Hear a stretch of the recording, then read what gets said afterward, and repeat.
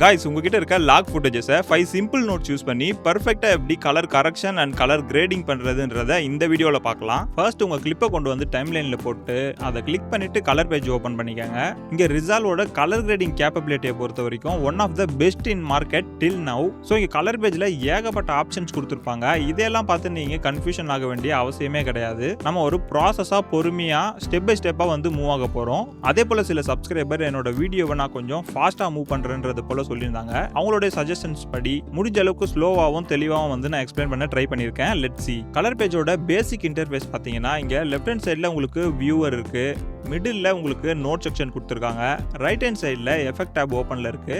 இது எல்லாத்தையுமே நீங்கள் எனேபிள் அண்ட் டிசேபிள் பண்ணி பார்த்துக்க முடியும். இங்கே கீழே பார்த்தீங்கன்னா உங்களுக்கு பேராமீட்டர்ஸ் கொடுத்துருப்பாங்க. இதில் நீங்கள் சேஞ்சஸ் மேக் பண்ணுறது மூலமாக இந்த கிளிப்பை நீங்கள் அஃபெக்ட் பண்ண முடியும். அஃபெக்ட் பண்ணுற RGB வேல்யூஸை இங்கே ரைட் ஹேண்ட் சைட் கீழே ஸ்கோப்பில் உங்களால் பார்த்துக்க முடியும். இப்போ கலர் பேஜை பொறுத்த வரைக்கும் பேசிக்கான ஒரு இம்பார்ட்டன்ட் கான்செப்டை நீங்க புரிஞ்சுக்கணும். என்னன்னு கேட்டீங்கன்னா இங்க கீழே நீங்க சேஞ்ச் பண்ற வேல்யூஸ் எதுவுமே டைரக்டா இந்த கிளிப்பை வந்து அஃபெக்ட் பண்ணாது. அதுக்கு பதிலா இங்க நோட் செக்ஷன்ல இருக்க இந்த நோடை வந்து அஃபெக்ட் பண்ணும். உங்களுக்கு தெளிவா புரியுற மாதிரி சொல்றேன். இப்போ நீங்க கொண்டு வந்து போட்ட ஃப்ரெஷ் கிளிப், அதாவது கலர் கரெக்ஷன் கலர் கிரேடிங் எதுவுமே பண்ணாத கிளிப்ல இந்த ஒரே ஒரு நோட் தான் இருக்கும். இதை ரீசெட் பண்ணிக்கலாம்.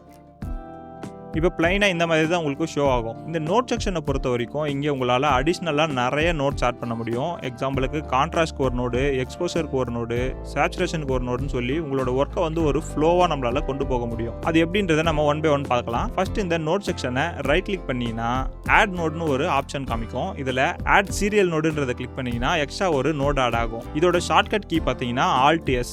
நான் வந்து எக்ஸ்ட்ரா வந்து ஒரு 3 நோட் ஆட் பண்ணிக்கிறேன். ஓவரால் 5 நோடு வந்து கிரியேட் பண்ணியிருக்கேன். இப்போ இங்கே ரைட் கிளிக் பண்ணி க்ளீன் அப் நோட் கிராஃப் கொடுத்தீங்கன்னா இந்த மாதிரி அலைன் ஆகிடும். இப்போது இந்த நோடில் நம்ம ஒர்க்கை வந்து ஒரு ஃப்ளோவாக கொண்டு போக போகிறோம். ஸோ இப்போ என்னென்ன நோடில் என்னென்ன ஒர்க் பண்ண போகிறோன்றதை நம்ம தெரிஞ்சுக்கணுன்றதால இந்த நோடை எல்லாத்தையுமே நம்ம ரீநேம் பண்ணிக்கலாம். ஃபர்ஸ்ட் நோடை கிளிக் பண்ணி ரைட் கிளிக் பண்ணி நோட் லேபிள் கொடுத்து ஒயிட் பேலன்ஸ், செகண்ட் நோடில் எக்ஸ்போசர், தேர்ட் நோடில் கான்ட்ராஸ்ட், ஃபோர்த் நோடில் சேச்சுரேஷன், ஃபிஃப்த் நோடில் CST. இந்த 5 சிம்பிள் நோட்ஸை மட்டும் வச்சு உங்களால் மேக்ஸிமம் எல்லா ஃபுட்டேஜஸையுமே colour grading and colour correction வந்து உங்களால் பண்ணிக்க முடியும். இதில் இந்த CST மட்டும் கடைசியில் இருக்க மாதிரி பார்த்துக்கங்க. மற்ற நாளுமே ஆர்டர் கொஞ்சம் சேஞ்ச் ஆனாலும் பிரச்சனை இல்லை. இந்த CST மட்டும் கடைசியில் இருக்க மாதிரி பார்த்துக்கங்க. இந்த CST என்னங்கிறத நம்ம நெக்ஸ்ட் பார்ப்போம். அதுக்கு முன்னாடி இந்த ஃபுட்டேஜை ஒரு டைம் பாருங்களேன். இதை பார்த்தாலே தெரியும் ஒரு மாதிரி டல்லாக டிம்மாக இருக்கு. இதுக்கான ரீசன் என்னன்னு கேட்டிங்கன்னா இது ஒரு லாக் ஃபுட்டேஜ். லாக் ஃபுட்டேஜுக்கும் நார்மல் ஃபுட்டேஜுக்கும் என்ன டிஃப்ரென்ஸ்னு கேட்டிங்கன்னா நார்மல் ஃபுட்டேஜ் நீங்கள் ஷூட் பண்ணும்போது என்ன ஒயிட் பேலன்ஸ் என்ன செட்டிங்ஸ்ல வச்சு நீங்க அதை ஷூட் பண்றீங்களோ அந்த கலர்ஸை அப்படியே கேப்சர் பண்ணி கொண்டு வந்துரும். ஆனா லாக் ஃபுட்டேஜஸை பொறுத்த வரைக்கும் இதுல நிறைய டீடைல்ஸ் வந்து உங்களுக்கு கிடைக்கும் நார்மல் ஃபுட்டேஜஸை விட. ஸோ மேக்ஸிமம் நிறைய போட்டோகிராஃபர்ஸ் வீடியோகிராஃபர்ஸ் வந்து லாக் ஃபுட்டேஜில் தான் ஷூட் பண்ணுவாங்க. ஏன் இன்ஸ்டாகிராம்க்கே இப்பெல்லாம் லாக் ஃபுட்டேஜில் தான் ஷூட் பண்றாங்க. பொதுவாகவே நம்ம லாக் ஃபுட்டேஜஸை கலர் கரெக்ஷன் பண்றதுக்கு முன்னாடி அது என்ன கேமரால என்ன செட்டிங்ஸ்ல வச்சு ஷூட் பண்ணிருக்காங்கன்றது நமக்கு தெரிஞ்சிருக்கணும். தெரியலன்னா அதை எப்படி கலர் கரெக்ஷன் பண்றதுன்றதை நான் நெக்ஸ்ட் வீடியோல அப்லோட் பண்றேன். இந்த வீடியோல நமக்கு தெரிஞ்சிருக்குன்னு வச்சுப்போம். இது வந்து சோனி கேமரால S-Logல ஷூட் பண்ண ஒரு கிளிப். சோ இதை கலர் கரெக்ஷன் பண்றதுக்கு CST நோட வந்து நம்ம யூஸ் பண்ண போறோம். CSTனா என்னன்னு கேட்டீங்கன்னா கலர் ஸ்பேஸ் டிரான்ஸ்ஃபார்ம்னு சொல்லி ஒரு எஃபெக்ட்டை வந்து நம்ம இந்த நோட்ல போட போறோம். அது எங்க இருக்குன்னு கேட்டீங்கன்னா இந்த எஃபெக்ட் டேப்ல கலர் ஸ்பேஸ் டிரான்ஸ்ஃபார்ம் அப்படின்னு சொல்லி ஒரு எஃபெக்ட் இருக்கும். இதை எடுத்து இந்த CSTல போட்டீங்கன்னா இங்க இன்ஸ்பெக்டர் மாதிரி ஒரு ஆப்ஷன்ஸ் உங்களுக்கு ஷோ ஆகும். இதுல என்ன கேமரா என்ன செட்டிங்ன்றது வந்து நம்ம எனேபிள் பண்ணணும். இங்க இன்புட் கலர் ஸ்பேஸ் ஓபன் பண்ணீங்கன்னா என்ன கேமரால ஷூட் பண்ணதுன்றதுக்கு நிறைய கேமரா ஆப்ஷன்ஸ் இருக்கும். இதுல சோனி S வந்து நான் சூஸ் பண்ணிக்கிறேன். நெக்ஸ்ட் இன்புட் காமால பாத்தீங்கன்னா சோனிலேயே 3 லாக் ஃபுட்டேஜஸ் வந்து நம்ம ஷூட் பண்ண முடியும். S-Log, S-Log 2, 3ன்னு. இது வந்து S-Logல ஷூட் பண்ணது. இதை சேஞ்ச் பண்ண உடனே உங்களுக்கு கலர் டிஃபரன்ஸ் வேற மாதிரி இருக்கும். ஒன்றும் பிரச்சனை இல்லை. அதை வந்து நம்ம அட்ஜஸ்ட் பண்றதுக்கு இந்த அவுட்புட் கலர் ஸ்பேஸ்ல போயிட்டு Rec 709 வந்து செலக்ட் பண்ணணும். எதனால Rec 709 செலக்ட் பண்றோம்னு பாத்தீங்கன்னா மேஜரா எல்லா பிளாட்ஃபார்ம்லயுமே வந்து இது சப்போர்ட் ஆகக்கூடியது. ஸோ இது Rec 709 வந்து ரெண்டுலையுமே நம்ம செலக்ட் பண்ணிக்கலாம். இந்த கலர் ஸ்பேஸ் டிரான்ஸ்ஃபார்மை மட்டும் கரெக்டாக உங்கள் கேமராக்கு பார்த்து நீங்கள் செட் பண்ணிட்டாலே உங்களுடைய லாக் ஃபுட்டேஜஸை ஈஸியாக உங்களால் கலர் கரெக்ஷன் பண்ணிக்க முடியும். இதுக்கு மேலே நம்மளுடைய கலர் கிரேடை பண்ணுறதுக்கு இது ஒரு பேஸாக இருக்கும். இதோட before and after result show பண்ணுறேன் பாருங்க. அதை பார்க்கறதுக்கு இந்த நோடோட கீழே இந்த நம்பரை ப்ரெஸ் பண்ணீங்கன்னா இதை எனேபிள் அண்ட் டிசேபிள் பண்ண முடியும். பிஃபோர் அண்ட் ஆஃப்டர் ரிசல்ட்ஸை இந்த ஸ்க்ரீனில் பார்க்கலாம். இப்போ கலர் கரெக்ஷனை இந்த சிஎஸ்டியில் பண்ணி முடிச்சாச்சு. கலர் கிரேடிங்கோட ஃபர்ஸ்ட் ஸ்டெப்பாக இந்த கிளிப்போட ஒயிட் பேலன்ஸை நம்ம கண்டுபிடிக்கணும். அதை பண்ணுறதுக்கு முன்னாடி இந்த நோடை கிளிக் பண்ணிக்கோங்க.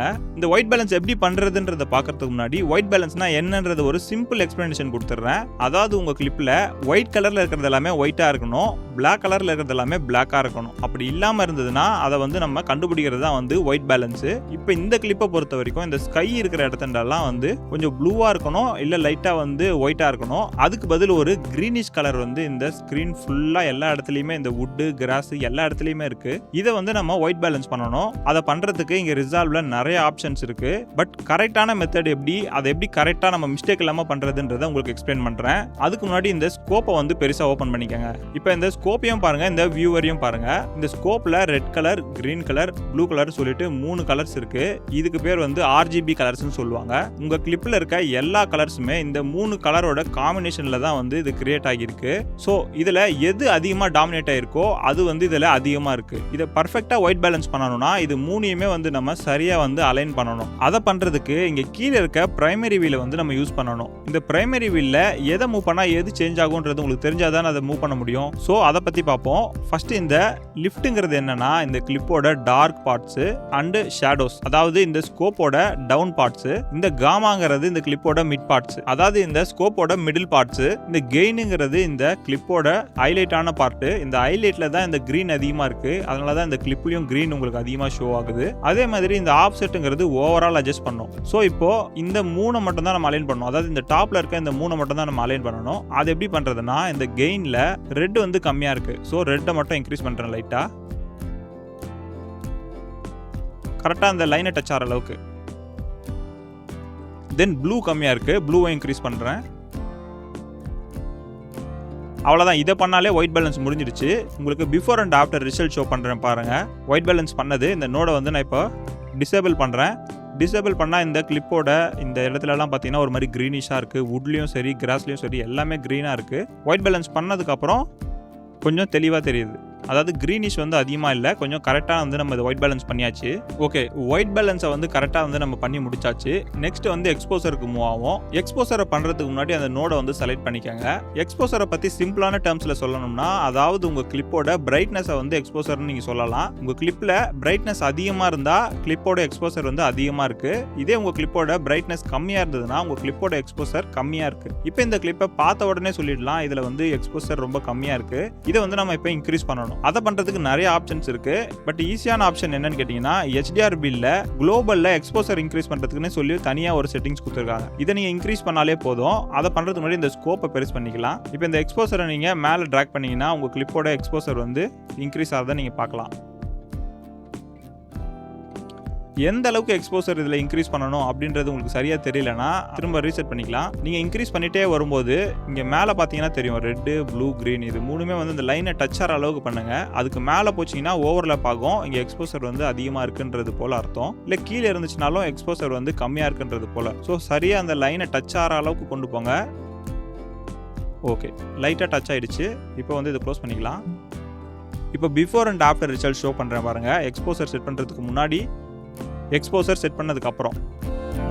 ஓகே, நம்ம கிளிப்போட எக்ஸ்போசர் வந்து கரெக்டாக கண்டுபிடிச்சாச்சு. நெக்ஸ்ட் வந்து நம்ம கான்ட்ராஸ்ட்டுக்கு மூவ் ஆகும். கான்ட்ராஸ்ட்டை பொறுத்த வரைக்கும் நம்ம சிம்பிள் டேர்ம்ஸில் எக்ஸ்பிளைன் பண்ணணும்னா ஒயிட் பேலன்ஸ் மாதிரியே தான் இதுவும், ஆனால் கொஞ்சம் டிஃப்ரென்ஸ். என்ன டிஃப்ரென்ஸ்னு கேட்டிங்கன்னா ஒயிட் பேலன்ஸில் ஒயிட்டு பிளாக்கை வந்து நம்ம கரெக்டாக கண்டுபிடிக்கணும். கான்ட்ராஸ்ட்டில் வந்து ஹைலைட்ஸு அண்டு டார்க் பார்ட்ஸை வந்து நம்ம சரியாக வந்து அட்ஜஸ்ட் பண்ணணும் நமக்கு தேவையான மாதிரி. இப்போ இந்த கிராஃபை வந்து நான் பெருசாக ஓப்பன் பண்ணிக்கிறேன். இங்கே பார்த்த உடனே தெரியும் ஹைலைட்ஸ் வந்து கரெக்டாக இருக்குது, ஆனால் இதில் ஷேடோஸ் வந்து கம்மியாக இருக்குது. இதை வந்து நம்ம அட்ஜஸ்ட் பண்ணணும். எப்படி பண்ணுறதுன்னு கேட்டிங்கன்னா பிரைமரி கலர் இல்லையே லிஃப்ட்டை வந்து நம்ம அட்ஜஸ்ட் பண்ணலாம். இல்லை இங்கே வந்து ஷேடோஸ் அண்ட் ஹைலைட்னு சொல்லி தனியாக 2 ஆப்ஷன்ஸ் கொடுத்துருக்காங்க.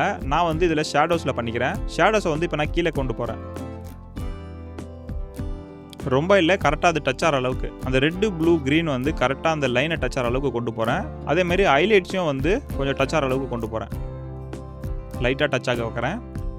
இப்போ நம்ம கான்ட்ராஸ்ட்டையும் பண்ணி முடிச்சாச்சு. கான்ட்ராஸ்ட் பண்ணுறதுக்கு முன்னாடி பார்த்தீங்கன்னா லைட்டாக ஓவர் எக்ஸ்போசர் மாதிரி இருக்குது. கான்ட்ராஸ்ட் பண்ணதுக்கப்புறம் ஒரு சினிமாட்டிக் லுக் வந்து நமக்கு கிடைக்கும். ஓகே, நம்ம கான்ட்ராஸ்ட்டும் நமக்கு தேவையான மாதிரி செட் பண்ணியாச்சு. ஃபைனலாக வந்து நம்ம சேச்சுரேஷனுக்கு மூவ் ஆகும். சேச்சுரேஷன்னா சிம்பிள் தான். அதாவது உங்கள் கிளிப்போட கலர்ஸை வந்து இது டார்க்கன் பண்ணும். இப்போ இந்த ப்ரௌன் வுட்டு, இந்த க்ரீன் எல்லாம் பார்த்தீங்கன்னா கொஞ்சம் வந்து ஃபேடான மாதிரி இருக்குது. இதை வந்து நம்ம சேச்சுரேஷன் வச்சு நம்ம இன்க்ரீஸ் பண்ணிக்கலாம். அதை பண்ணுறதுக்கு கீழே இங்கே கலர் வீல்ஸ்லேயே சேச்சுரேஷன் சொல்லிட்டு ஒரு தனியான ஆப்ஷன் இருக்குது. இதை நீங்கள் உங்களுக்கு தேவையான மாதிரி இன்க்ரீஸ் பண்ணிக்கலாம். நான் வந்து ஒரு 70 அரௌண்ட் செட் பண்ணிக்கிறேன். அவ்வளோதான். இந்த 5 சிம்பிள் நோடை யூஸ் பண்ணியே நம்மளோட லாக் ஃபுட்டேஜஸை நம்ம பக்காவாக வந்து கலர் கரெக்ஷன் பண்ணியாச்சு. இதில் என்னென்ன பண்ணோன்றதை ஒரு ரீகால் மாதிரி பார்த்துடலாம். எல்லாத்தையும் நான் வந்து டிசேபிள் பண்ணிடுறேன்.